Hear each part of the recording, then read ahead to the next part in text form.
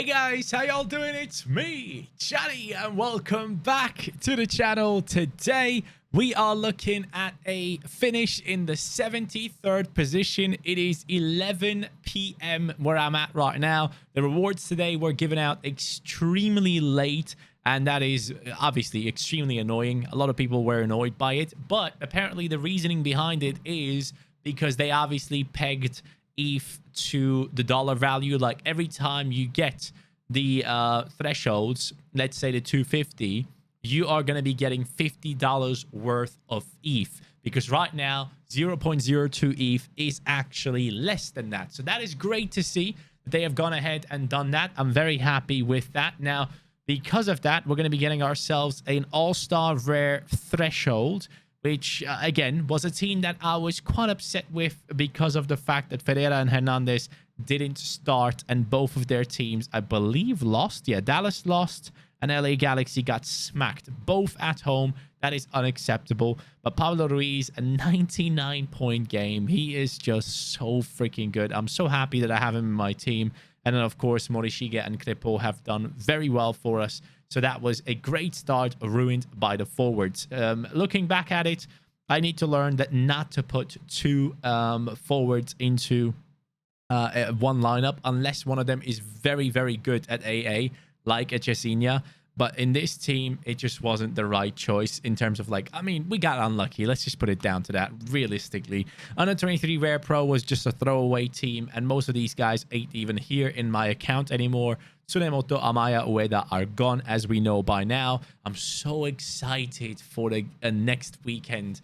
I can't wait, guys. I am so excited about my lineups there. All-Star Rare Pro, we did well. Dembele, Chesinia, Morishiga, Acosta let me down big time. If only we had Ruiz in there like I initially wanted to. Slovic has done very well, and we are going to be claiming our rewards. So let's dive right in. In terms of our rewards, we are getting ourselves 0.0255 ETH. That is a lot more ETH than usual, so I'm very happy to take that on. Next up, we get ourselves a tier 1 rare. It is Luka Netz. Now, this is an interesting one. First of all, he's a German under-21 national, which is great. He plays in a national team, and he's about to play there in the next upcoming days or weeks, which excites me. He's only 19 years old right now. This card is from when he was 18, still at the beginning of the season, of course. And now he is 19 years old, and he has slowly moved into the lineup of Gladbach. If we take a look at the scores here, you can see the last 4 games of the season, Luka Netz was put into the lineup, and what happened? They didn't lose. They got a draw against Freiburg, a win against Leipzig, a draw against Frankfurt, who are the Europa League champions, and then they got a massive win against Hoffenheim. So it seems like Luka Netz is slowly establishing himself in this Gladbach team. Now that Ginter is gone as well, there's a good chance that at Borussia Mönchengladbach, a certain player is going to be dropping into the centre-back position, which could be Ben Sabaini. If that happens, the chances of Luka Netz playing as a left-back / left wing-back and even as a left mid, those are possibilities for us. So I'm looking at that, and I'm thinking, I keep this. Because right now, if we look at Luka Netz's evaluation, he was going for like 430 just a couple of weeks back, but now people have been on putting him down in terms of fiat value a lot. 342 right there. In terms of ETH, you can see that he was last sold for 0.18. Now his current auctions are at 0.2. That, in my opinion, is not good enough, because if we look at the capabilities that this guy might have, if he's a starter in a champion Europe team, and it is Borussia Mönchengladbach, who I expect to do a little bit better next season than they did this year, they want to attack that top 6 again, ideally. And he has under 23 until July 2027. Yes, this is a long hold, but I know this kid, and I feel like I should give him the chance, because selling him right now, I feel uncomfortable with it, because I know this kid has a lot more in him. He has sold for up to 700 euros. Right here, you can see 680 and all that good stuff. And if he is now, and he was selling for that amount when he wasn't a starter necessarily. So now, when he's basically a starter for Gladbach, I could see good things. I could see good things coming from this guy, and I could easily see him go up a lot in value because he's so young and a starter in a big team in the Bundesliga. So I could sell. I could take the ETH, but right now, as you guys know, I'm extremely happy with my gallery, and I don't necessarily need to sell. If there is a moment where I have an injury to one of my big players in the club and I need the ETH, sure, I'll go ahead and sell him. But right now, I'm very happy with Luka Netz. He stays in the team. And then we have a tier 2 comment in the name of Jack Price. That does not interest me. What interests me is, though, I gotta say this again, this game week, we have something good coming up. We are cooking. Tomorrow, I am going to be watching the Tokyo versus Shimizu S-Pulse game. Tokyo hopefully can pick up good points. What I'm kind of hoping for here is, even if Slovik does not get the clean sheet, I'm hoping Morishige can have another 70 to 80 point game. Because even if Slovik gets like 40 points and then he, with the super rare bonus, goes up to like 50, and Morishige gets me like 80 points, and then on top of it, the super rare bonus, I'll be pretty pleased to get like 150 points out of both of them together. That'd be totally fine with me. And then we have some really good players with the likes of Kökçü and Sinistera, but obviously they're playing against AS Roma. So I don't necessarily expect a reward from this, especially considering that the rare prize pool is a bit smaller. But I have put in Sasaki. He's going to be up against Gambo Osaka. Sasaki is a 60 to 50 point merchant, and he could have one of those weeks where he gets even more, which I'd be very happy with. But generally speaking, I'm very excited to see what's going to happen with this team. But man, I can't tell you how excited I am for these teams right here, guys. Honestly, I cannot wait. Now, when we look at this team, all-star rare, we have incredible players there. Crepeau, Moutinho, Acosta, Ferreira, Morishige. These are really good players, capable of getting high scores. And I am very, very excited about that team specifically. And I have the option of putting Sasaki into one of these lineups as well. So just a heads up, I can put Sasaki in here if I don't feel comfortable with the likes of Moutinho possibly, or even Morishige, because he's playing against Kashima Antlers. He's going to have a lot to do. So plenty of chances to possibly get a high score.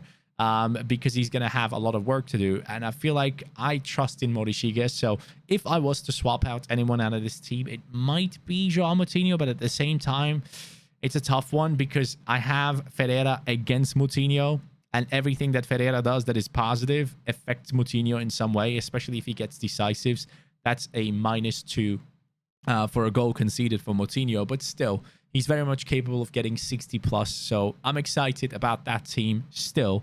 And then All-Star Rare Pro, I am extremely excited about this. Tokyo against Antlers, again, tough game, but good possibility for good AA scores for Morishige and Slovik. So even if he does concede, as long as he doesn't concede 3 and makes a couple of saves, I'll be pretty happy with Slovik if he gets like 50 points and then it goes up to 60 due to the bonus and all that good stuff. And then for the rest of the team, we have Paulo Ruiz on in the form of his life. Mukosa, who's up against a team that concedes a bunch of goals. Strikers tend to do really well against Seongnam, statistically speaking. And then we have Cesinia, who's going to be at home against a strong team in the name of Pohang Steelers. But with Cesinia returning, Daegu has been climbing up the league table again.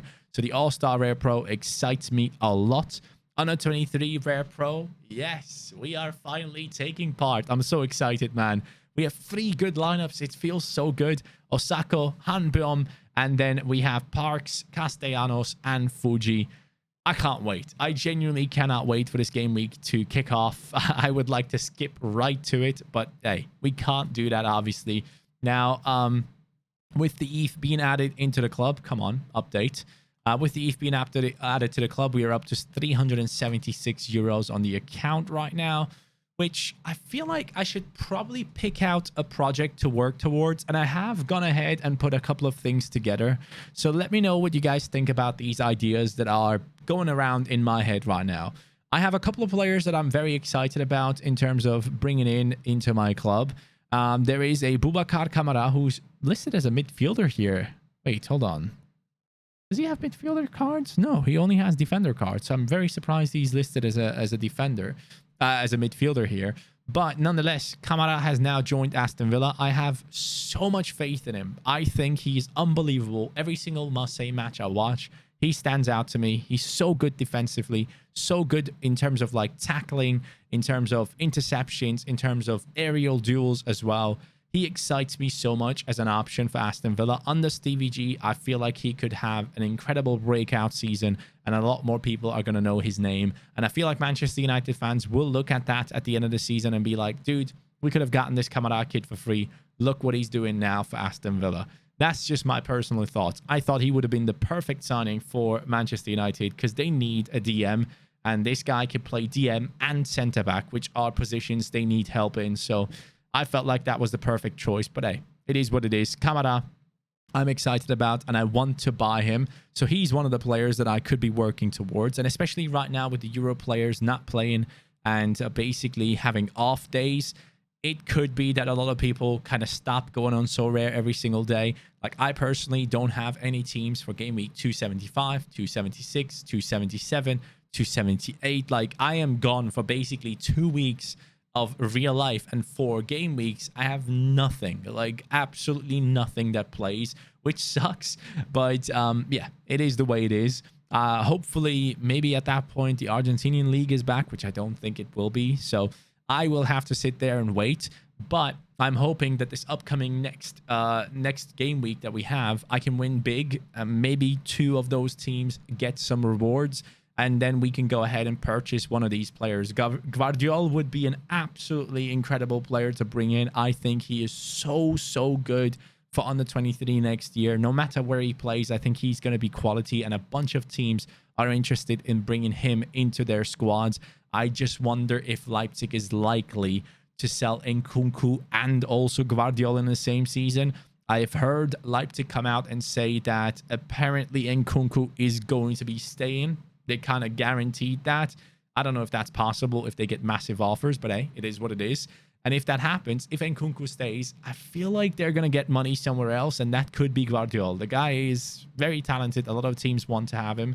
So if I can, I would like to get him into my team. He is expensive, though, the most expensive one out of the 4 players that I'm aiming towards.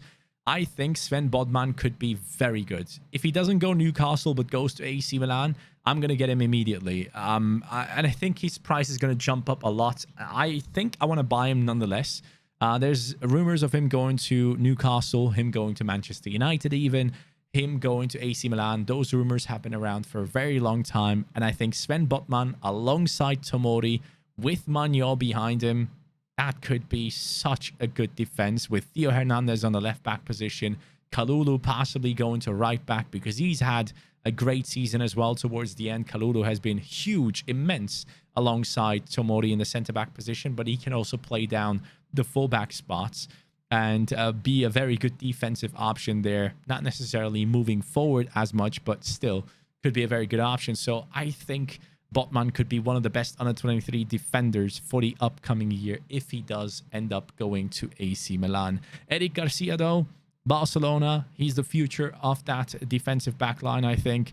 And with his passing play, with the way that Barcelona play, he is just bound to get insane scores next season as well. So those 4 players are some of those that I really want to bring in. Obviously, I'm not going to bring in every single one of them. But I am slowly working towards building towards the Europe season and using my reward money to purchase players that I actually want. Right now, I'm focusing on some defenders, as you can clearly see, and then I'll probably move on and work my way towards some other players as well. I really want to have a Veerman, the guy that plays for PSV in the midfield. He is going to be immense, but obviously he's very expensive. So hopefully we can do well with rewards before Europe comes back. Until then, I feel like my gallery is at an amazing position. If we don't get any injuries, we should be doing fine. I think every single team right here has potential to get, I don't know, at least a tier 1, you know? And if that happens, if we get 2 teams with a tier 1, I'll be very, very happy. But still, even if you get 2 teams with tier 2s, or at least 1 team every single week, if 1 team right here every single week is in the rewards and it's at least like a tier 2, I'm a happy man. As long as I'm yielding, it's all good. And right now, we are doing it. So we picked up a Luka Netz. I'm excited to have him in the club, and I think I'm going to hold on to him. I think I will, because I believe in this kid as a talent. And as soon as he plays in a starting lineup for the next season, I think his price is going to go up. So that might be worth holding on to. So we'll see what happens there. Thank you guys so much for watching this video. For the rewards, let me know your thoughts in terms of my plans with the reward money and what I want to do. But nonetheless, thank you guys so much. If you haven't signed up for Sorare yet, use my link in the description down below. We are currently in a technical dip of the market. Things are slowing down, but who knows when things are going to go fast again. It all depends on the crypto markets and all that good stuff as well. So please do your research when you do want to jump into Sorare and the market itself. Thank you so much for watching, guys. Have a good day. Take care and peace.